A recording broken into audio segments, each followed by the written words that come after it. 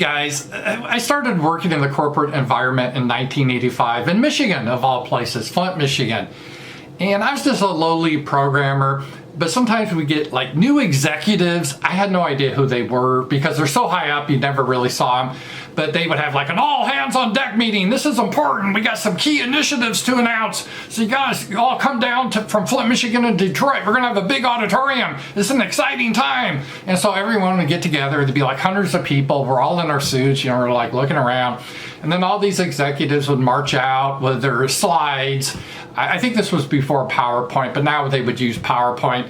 And they would start off with, oh, here's our exciting org changes, you know, and we're excited to have Bob Jones. He's transferred over from engineering, and he's going to be leading this division.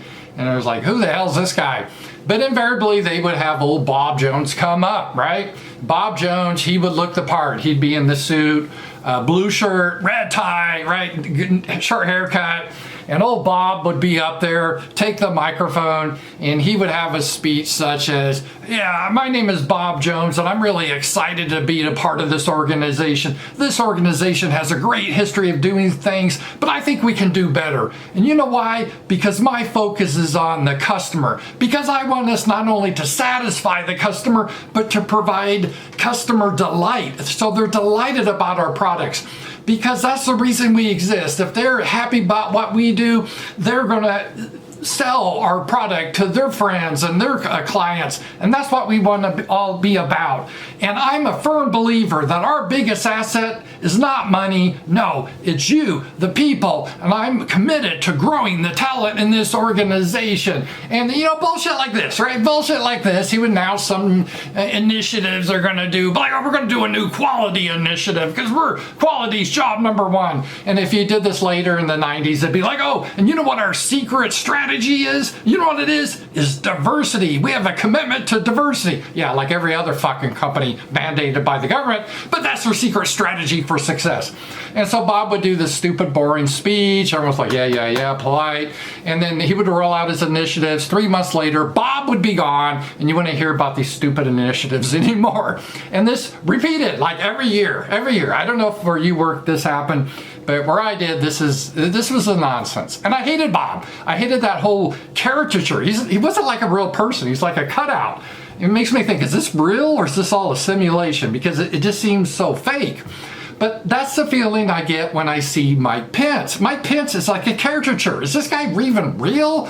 This guy just spouts platitudes. It's really weird. It's like going and watching the movie Back to the Future, where you're going back into the 1980s or something. And it's just, that just seems so strange, you know. Mike Pence is stuck in that era. He's always talking about Ronald Reagan, and he's doing horrible. But what Mike Pence wants to be is the approved candidate that's not going to shake the boat. And he thinks that what his strategy is for this election is, I'm not a populist. I have true conservative principles. And I'm like, well, what the hell is that? Populism is what the people want against the elite, you know? Like, we want our homeland. We want to stop this illegal immigration. We don't want our industry shipped off overseas.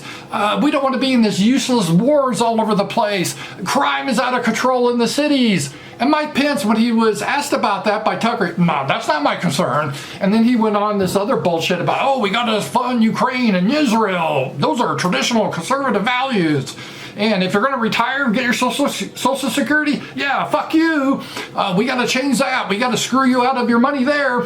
And well, maybe we should cut funding for then Israel or Ukraine because we're running low on money. Oh, how dare you say that? That goes against our conservative values. George Washington, he founded the United States to fund Israel and fight for Ukraine. That's why we exist. It's just crazy. And this is what his position is. And so he's going to be running on this. He's only getting like 2% in New Hampshire. No one wants this stuff. It's just like, who does this appeal to? It really appeals to no one except like the ADL or something. And ADL's been in the news, but they really define like, okay, what's the acceptable discourse? What can you talk about? And people like Mike Pence and Asa Hutchinson and that other Nikki Haley. They're just all, well, what can we say? What can we say? What are we allowed to say? And they march off to Israel to get permission to run. Then they come back with their Israel lapel pin. And, oh, Israel's our best friend forever. We got to fund them forever. And they get their marching orders. It's like, why bother having an election at this point? And they consider this is the conservative value. And it's just crazy. But what these people really want to do, like Mike Pence, they don't really care about winning, because this isn't a platform that's going to win. You're not going to win by saying, oh, you know that Social Security you paid in your whole life? We had a contract with you. You could have had like $1 million by now if you invested it yourself. But no, we didn't allow you to do it. We stole your money and we said we're going to save it for you. So when you turn 65, you will get it. Well, you know what? Fuck you. We spending on other shit. Fuck you. We're going to raise the retirement age. And you're like, wait a minute. I didn't sign up for that. Whoa, too bad. Too fucking bad. These are our conservative principles. And they're like, what? We're out of money? Well, then obviously if we don't have money to pay our people that we put into this fund, we don't have money to piss away in Ukraine or some foreign country like Israel. Oh, how dare you? How dare you? That sounds like anti-Semitic speech. This is what Mike Pence defines as true conservatism. So as near as I can figure, true conservatism, unlike the evil populism, that means like doing stuff that Americans want. That's what populism is. Ew, what Americans want. Ooh, who gives a shit about that? No. That's populism. We got to do what Israel wants and Ukraine wants and the big bankers and our donors that they want. This is who we represent. Ooh, not you guys. That is their attitude. That's literally their attitude. So they're going to run on a program of, we're going to cut the money that is owed you, that you put in, and we gotta have strong defense. He brought that up. Like, well, when's the last time we defended America? We haven't a goddamn invasion in our country, and not a single soldier's on the border protecting our nation. It's like, oh well, come on in, everything's open, loot. In fact, literally loot in some cities. No one's going to arrest you. Just come in and loot. And that's literally happening. And all of our money, defense is going over to Ukraine or Israel or some other bumfuck country that has it doesn't really care about us. I mean, it has nothing to do with America. What do you mean about defense? What are you talking about, Pence? I can't remember the last war of defense we've had. It's just so Orwellian. Oh, we got to keep the American leadership. You know, he has his little American lapel pin on, American leadership. I'm like, what the hell is that? Why don't we mind our own business, right? Why don't we just be good neighbors with everyone, be friendly with everyone, and we're like, oh, we're not going to get in your wars. We're going to try to solve them, maybe have peace, but we're not going to get involved with this. And we'll trade with people. We'll be friendly with all nations, but we're not going to get involved with the business like, oh, we don't like you. You are not pushing sodomy in your schools. How can you teach your children without sodomy? We're going to do a coup. We don't need to do that. We don't need Victoria Nuland's running around everywhere doing coups with Soros. We don't need to do that. Is that part of my traditional conservative principles? This is what these guys are. Not just Mike Pence. Hell, Asa Hutchinson, he came to the debate wearing a flag of another country. He was wearing a lapel of an American flag and an Israeli flag. I mean, like, what the hell's this? Just strip him of his citizenship and send him out. Asa, you big fucking traitor.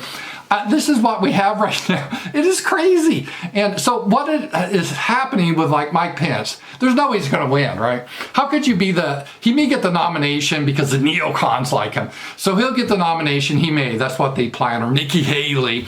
And they say, okay, here's our program we're going to run on. We're going to steal your money. We're going to give it to Israel and Ukraine because those are my conservative principles. And we're not going to have government intervention. So if your job gets shipped out, well, too bad. You need to learn how to code, I get. Oh, your coding jobs are being shipped out. Well, too bad. I guess you can be an OnlyFans whore. I mean, this is literally where they are right now. And the idea that they should care about the American people is like, what? Care about the American people? Are you crazy? This is where we are with these idiots. And Mike Pence, he's so dated. And Ramaswamy, Vivek, my guy, he actually responded. He retweeted that article because Mike Pence thinks this is great. This is what I'm going to run on. I'm like, yo, there's a winning program. And Vivek responded like, man, you're like in a time machine. You're dated. No one wants this. And it's really true. It's another reason I like Vivek. People, we don't want that corporate cardboard guy that just says these cliches that don't mean anything. We want someone that's actually connected to the American people. I know, that could be hateful that they are connected to Americans, but that's what we want. But see, the goal is of the Republican Party of the future is to be what Sam Francis called the beautiful losers. So Mike Pence gets nominated with Nikki Haley, and they argue that we got to give more money to Ukraine, and we got to be better friends with Israel, give them more money, and we got to give tax cuts to the big banks, and this is their platform. And then they're going to get wiped out, lose, but they're going to be really gracious about it. Well, we'll get them next time. We'll get them next time in 4 more years. But until then, let's support Biden and Harris as they destroy America. This is their view of things. And they get rewarded for it, because even though they lose, they get their corporate jobs, they get on the NGOs. I mean, because they're just milking America. They're looting as fast as they can themselves. As this whole system is crumbling, everyone's out looting, including people like Pence and Asa Hutchinson, Nikki Haley, all these assholes. This is what's happening to America now. It's really, really sick. And I just seen Mike Pence just gives me flashbacks to those corporate assholes that would stand in front of the audience saying that people are our greatest asset, and let me explain to you the new quality initiative that's going to be part of our DNA. Oh yeah, fuck you and your talk. I want someone that's going to speak to me real, like I'm speaking to you now. Talk to you guys later.